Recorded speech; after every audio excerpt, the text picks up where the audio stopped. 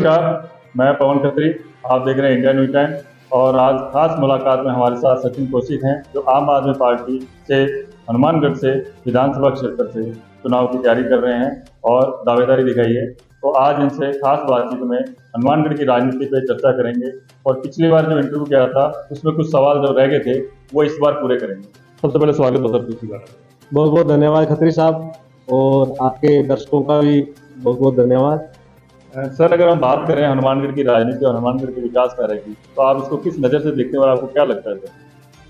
Sir, विकास कार्य जिस हिसाब से देखा जा रहा है तो हनुमानगढ़ में ये नेता विकास कहते हैं किसको? अभी तक तो इनको इस चीज की परिभाषा का भी नहीं पता होगा। क्या सिर्फ थोड़ी बहुत सड़कें बना दी तो क्या वो विकास है? ना इन्होंने आज तक कभी युवाओं के लिए कुछ किया, ना इन्होंने कभी बड़े बुजुर्गों के लिए स्वास्थ्य के लिए कभी कुछ किया, ना इन्होंने कभी जो आज का जो यूथ जो भटका हुआ है उसको किस दिशा में लेकर के जाना है, आज तक कभी उन्होंने उसके ऊपर काम नहीं किया। और हमारी जो पार्टी है वो सिर्फ शिक्षा, स्वास्थ्य, रोजगार को लेकर के काम कर रही है। केजरीवाल जी का भी यही सपना था कि जब तक युवा शिक्षित नहीं होगा, पूरे देश का बच्चा शिक्षित नहीं होगा, तब तक देश को आगे विश्व गुरु की कामना करना भी पॉसिबल नहीं है। देश तभी विकसित होगा जब अपने देश का युवा पढ़ा लिखा होगा, और इस पढ़े लिखे युवा को आगे बढ़ाने के लिए, उसको रोजगार देने के लिए आज तक कभी किसी सरकार ने नहीं किया। अभी राजस्थान में अपने राजस्थान सरकार को देख लीजिए, आज 4.5 साल हो गए हैं लगभग। तो इन 4.5 सालों में सिवाय पेपर लीक करवाने के अलावा और इन्होंने कुछ नहीं किया। युवाओं का मजाक बनाया गया, पढ़े लिखे बच्चों को, और शिक्षा इतनी महंगी हो गई है कि एक आम परिवार का व्यक्ति क्या है, अपने बच्चों को अच्छे शिक्षा नहीं दिलवा पा रहा है। और सरकारी स्कूलों का ये हाल है। अभी जो पिछला जो आंकड़ा था, तो सरकारी स्कूलों के अंदर पर 2000 बच्चों के ऊपर एक शिक्षक लगाया हुआ है। तो और विद्यालयों की ये हालत है कि उनके माँ बाप इस चीज से डरते हैं कि कहीं बच्चे को स्कूल में भेजें और स्कूल की छत नीचे ना आकर के गिर जाए। ये बहुत ही एक दयनीय स्थिति है। गांवों के अंदर आप हॉस्पिटल देख लीजिए, कभी डॉक्टर्स नहीं है, कभी उनको चेकअप के लिए कोई जांचों की कोई व्यवस्था नहीं है। ये बहुत ही, इनको इन चीजों को आपने विकास नहीं कह सकते सर। आज तक मुझे तो किसी नेता ने, आज तक मैंने देखा भी नहीं है कि इन मुद्दों के ऊपर किसी ने बात की हो कि हम स्कूल बना देंगे, हॉस्पिटल बना देंगे, रोजगार दे देंगे। आज तक अभी कोई नेता निकल कर ही नहीं आया, फिर ये विकास किस चीज का विकास करवा देंगे? अगर हम बात करें सर, अभी में हम पूरी विधानसभा कवर कर रहे हैं। 11 विधानसभाएं हनुमानगढ़ और श्री गंगानगर में। बीजेपी और कांग्रेस और अदर जो निर्दलीय चुनाव लड़ रहे हैं या अदर पार्टी से, उनसे भी हमने किए हैं, इंटरव्यू किए हैं। उनका सबका सर ये आरोप है कि जो अभी 7 गारंटी केजरीवाल जी ने जो राजस्थान में दी है, ये पंजाब और दिल्ली में पूरी ही नहीं की। पहले वहां तो पूरी करें, फिर हनुमानगढ़ राजस्थान में। सर, उनकी बातें सिर्फ हवा में लग रही हैं। पंजाब में भी किया है, दिल्ली में भी किया है। पंजाब में आप उनके वहां अगर उनके रिश्तेदार हैं तो उनको बोलिए कि वहां फोन करके पूछो उनका बिजली का बिल कितना आता है, कितनी यूनिट उनको फ्री मिलती है। हाँ, बिजली के बिल का जो कांग्रेस सरकार ने जो 100 यूनिट फ्री का कहा है, तो उसके लिए हम बता दें सर कि 100 यूनिट में फ्री तो है, लेकिन जो सरचार्ज जो ये ले रहे हैं वो 100 यूनिट से भी ज्यादा है। आज एक नॉर्मल परिवार के घर के अंदर कम से कम 2500 से 3000 रुपए सरचार्ज करके आ रहा है, जो कि बहुत ही नाजायज है। और दूसरा गारंटी का, जैसे पंजाब के अंदर मोहल्ला क्लिनिक बनाए, दिल्ली के अंदर मोहल्ला क्लिनिक बनाए हैं, जांचें फ्री करवा दी गई हैं। महिलाओं को जो पूरे पंजाब के अंदर, दिल्ली के अंदर महिलाओं की सुरक्षा के लिए गार्ड लगाए गए हैं स्पेशली बसों के अंदर, और महिलाओं की यात्राएं फ्री करवाई गई है। वहां पे पंजाब में कहीं भी महिलाएं अगर कहीं भी जाती है उसकी पूरी यात्रा फ्री है। दिल्ली के अंदर भी यात्रा फ्री है। जो जो गारंटियां उन्होंने कही थी वो सारी पूरी की है। रोजगार दिए हैं। कच्चे जो उनके एम्प्लॉयज पंजाब में लगे हुए थे, लगभग 40,000 बच्चों को उन्होंने परमानेंट भी किया है। ये उनके लिए बहुत बड़े सम्मान की बात है। लेकिन राजस्थान के अंदर देख लीजिए आप, अभी कुछ ही दिनों में अपने जो समता इसके ऊपर जो टीचर्स लगाए हुए थे कॉन्ट्रैक्ट बेस के ऊपर, तो उनको निकाल दिया गया। आखिर वो युवा जाएगा कहां पे जब उनके लिए रोजगार के लिए उनको कोई आगे का राह ही नहीं दिख रहा है कि वो किस राह के ऊपर वो चले। अगर वो शिक्षित भी होना चाहे तो वो बेचारा आगे करेगा क्या उस चीज को। रोजगार के सारे के जितने भी इनके जो मार्ग थे सारे बंद करके रख दिए हैं। फैक्ट्रीज पर कोई उद्योगों पर कोई ध्यान नहीं दिया जा रहा है। बड़े उद्योगपति डर रहे हैं जिस हिसाब से जो महंगाई चल रही है, लेबर नहीं मिल रही है उनको, तो एक तरह से ये बहुत एक मार्मिक है सर। जितना कि मैं आपके सर बैकग्राउंड में जानता हूँ कि आप राजनीति परिवार से नहीं हैं और आप राजनीति में आए हैं, आम आदमी पार्टी की टिकट से यहाँ दावेदारी कर रहे हैं, तो सर आपको क्या लगता है कि आप यहाँ पे युवा भी हैं, आपको क्या लगता है कि आप किस तरह से बदलाव कर पाएंगे हनुमानगढ़ में? सर यहाँ के जो राजनेता हैं वो राजनीति को उन्होंने क्या एक अलग दिशा में लेकर के चले गए थे। अगर इनकी राजनीति अच्छे तरीके से होती तो हम जैसों को कभी भी राजनीति में आने की जरूरत नहीं पड़ती। इनकी जो राज करने की जो नीति बनाई है इन्होंने, एक्चुअली में क्या है कि इन्होंने राजनीति को राज करने की नीति बना ली कि राज करो और अपनी नीति चलाओ। और वास्तव में ये जो राजनीति है ये राज्य चलाने की नीति होती है। सिर्फ इनको राज्य चलाने की नीति दिखाने के लिए ही हम जैसों को राजनीति में आना पड़ा है।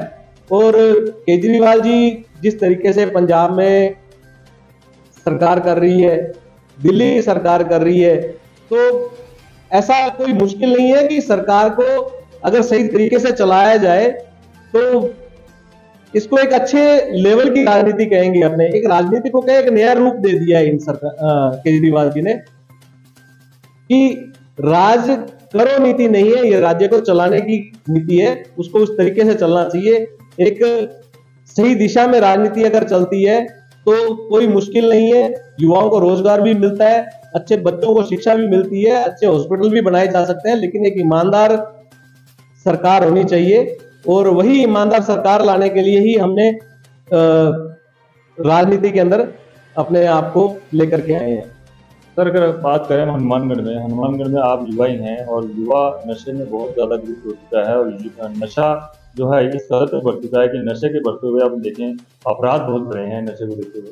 क्योंकि नशे में आप देखें लूटपाट है, डकैती है, चोरियां हैं, मारपीट है, हत्याएं भी हो रही हैं, आत्महत्याएं भी हो रही हैं, रेप और इस तरह के खूब मामले हो रहे हैं। सर तो आपको क्या लगता है सर अगर आपको मौका मिलता है और आपकी यहाँ सरकार बनती है और आप यहाँ से विधायक चुने जाते हैं तो आप इन पर किस तरह से कठोर कर पाएंगे? सर मैं आज आपके चैनल के माध्यम से पूरे हनुमानगढ़ की जनता को मैं ये बताना चाहता हूँ कि अगर हनुमानगढ़ की जनता आम आदमी पार्टी की सरकार को चुनती है तो पूरे हनुमानगढ़ को नशा मुक्त हनुमानगढ़ बनाना मेरे लिए एक कसम भी खाता हूं मैं इस चीज के लिए। और हम करके भी दिखाएंगे नशा मुक्त हनुमानगढ़ किस तरीके से बनाया जा सकता है। इनकी बाकी जो राजनेता है इनकी नीयत में खोट है, इसकी वजह से ये नशा मुक्त हनुमानगढ़ नहीं बना पा रहे हैं।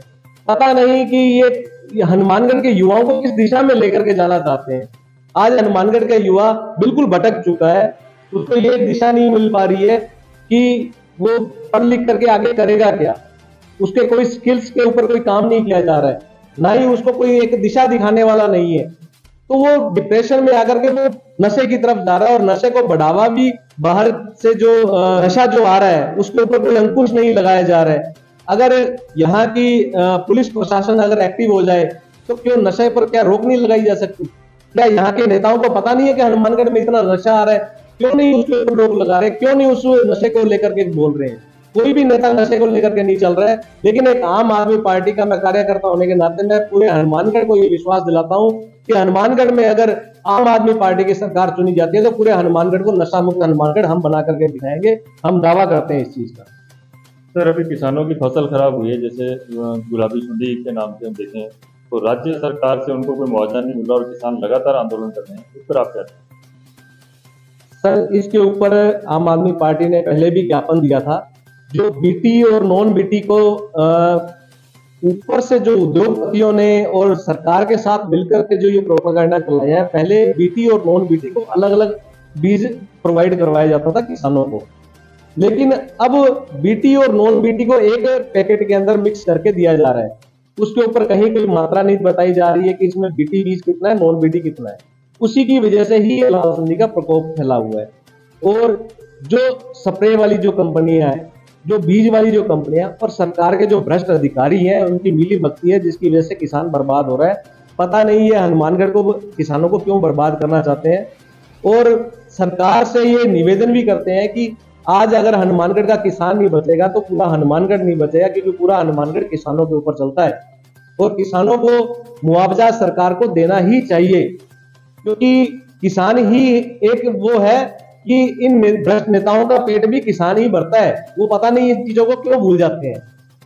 सर, अगर हम बात करें गांव के अंदर जो किसान हैं उनके अंदर भय है कि आम आदमी पार्टी को वोट नहीं दें। कारण है कि आम आदमी पार्टी पंजाब के अंदर है और पंजाब में भी सरकार है और वहां से उनको सिंचाई पानी नहीं मिल रहा है और गंदा पानी मिल रहा है, तो उनके अंदर ये थोड़ा भय बना हुआ है कि हम अगर यहाँ से भी आम आदमी पार्टी को जिताते हैं तो हमारे को पानी पहले भी मिला, तो क्या अब हमें पानी मिलेगा? सर ऐसा कुछ भी नहीं है, ये सिर्फ जो विपक्षी पार्टी है एक प्रोपोगंडा चला रही है, कैसे न कैसे आम आदमी पार्टी को बदनाम किया जाए। पंजाब के किसानों से पूछिए, उनके जो भगवंत मान सरकार ने उनको बोला था कि आपके खेतों में बिना मोटर के पानी आएगा, तो आज किसानों के पास बिना मोटर के पानी आ रहा है उनके खेतों के अंदर। और जहां तक अपना राजस्थान देख रहे हैं आपने, तो पानी की कहीं भी रोक नहीं लगाई जाती है। कुछ यहाँ के जो नेता हैं, जैसे पीछे बंदी ले ली थी इन्होंने बोला, कांग्रेस सरकार ने बोला गया कि पंजाब सरकार ने पानी रोक रखा है, जबकि इन्होंने एक बार भी पंजाब सरकार से बात नहीं की और पंजाब सरकार खुद कह रही है कि आप अपना पानी ले लीजिए। और इन्होंने अपनी नहरों की मेंटेनेंस के चक्कर में उस पानी की बंदी इन्होंने करवाई। तो ऐसा कुछ नहीं है कि, क्योंकि पंजाब सरकार, पंजाब में तो खुद भगवंत मान जी खुद एक किसान के बेटे हैं, उनको जमीनी स्तर पर पता है कि किसान के क्या दुख दर्द होते हैं। पानी का ऐसा कुछ नहीं है। और गंदे पानी के लिए भी उन्होंने 600 करोड़ का प्रोजेक्ट लगा रखा है, जिसे पानी को साफ किया जा रहा है। जो पहले उद्योगपतियों का जो उद्योगों का जो गंदा पानी उन नहरों में आता था, उस पर भी काफी उस पर अंकुश लगाया जा रहा है। सर, अगर हम बात करें 7 गारंटियां केजरीवाल की जो हैं, ये राजस्थान में भी लखनऊ में सभा हुई थी और हनुमानगढ़ में भी आप लोगों ने 7 गारंटी जो केजरीवाल की हैं वो की हैं। इसके अलावा कौन से मुद्दे जो आपके पास हैं और हनुमानगढ़ के विकास कार्यों को लेकर या जनता के बीच में जा रहे हैं 7 गारंटी के अलावा, तो वो क्या है मुद्दे जो जनता के बीच में आप लेके जा रहे हैं चुनाव? सर, जो केजरीवाल सरकार की जो 7 गारंटियां हैं, ये हर आदमी के आधारभूत जरूरतें, एक नॉर्मल परिवार को, एक आम आदमी परिवार को, उसको ये 7 जो बिजली की, शिक्षा की, उसको रोजगार की, उनके बच्चों को, बड़े बुजुर्गों के स्वास्थ्य के लिए, ये सारी उनके लिए एक बहुत ही मूलभूत आवश्यकताएं हैं जो सरकार दे रही है। और दूसरा, हम जो अलग से लेकर के चल रहे हैं कि हनुमानगढ़ में जैसे नशा बढ़ रहा है, भ्रष्टाचार बढ़ रहा है, इन चीजों पर भी हम अंकुश लगाएंगे। और पब्लिक में भी हम जाते हैं तो इन्हीं चीजों को लेकर के जाते हैं कि शिक्षा, स्वास्थ्य, रोजगार पर काम करेंगे, युवाओं को आगे बढ़ाने का काम करेंगे और नशा मुक्त हनुमानगढ़ बनाएंगे। आम आदमी पार्टी से सर एक ही नाम आ रहा है कि आम आदमी पार्टी से अगर विधायक बन सकता है तो सचिन कौशिक ही बन सकता है और टिकट भी सचिन कौशिक को मिले, इसका क्या कारण है? शायद हनुमानगढ़ की जनता एक युवा चेहरा देखना चाहती है और युवाओं के अंदर एक साफ छवि का आदमी जनता देखना चाहती है। तो एक पूरी अच्छी छवि लेकर के मैं पब्लिक के सामने आया हुआ हूँ। और केजरीवाल जी के जो सपने हैं, वही सपने मेरा जैसा हर आदमी देखता है कि कैसे ना कैसे हनुमानगढ़ का विकास किया जाए, युवाओं के लिए काम किया जाए, बड़े बुजुर्गों के लिए काम किया जाए, बच्चों के लिए काम किया जाए। तो हो सकता है इस वजह से पब्लिक मेरे को पसंद कर रही है। जैसा कि आप देख रहे थे, खास मुलाकात में मेरे साथ सचिन कौशिक जो आम आदमी पार्टी से यहाँ चुनाव की तैयारी कर रहे हैं और साथ में दावेदारी दिखाई है और बड़ी मजबूत दावेदारी दिखाई है उन्होंने आम आदमी पार्टी से। और हर आदमी की जुबान पर है कि आम आदमी पार्टी से अगर दावेदार है तो सचिन कौशिक है। आप देख रहे थे इंडियन न्यूज़ टाइम चैनल पवन खत्री के साथ कैमरामैन पवन कुमार गर्ग। जय हिंद, जय भारत।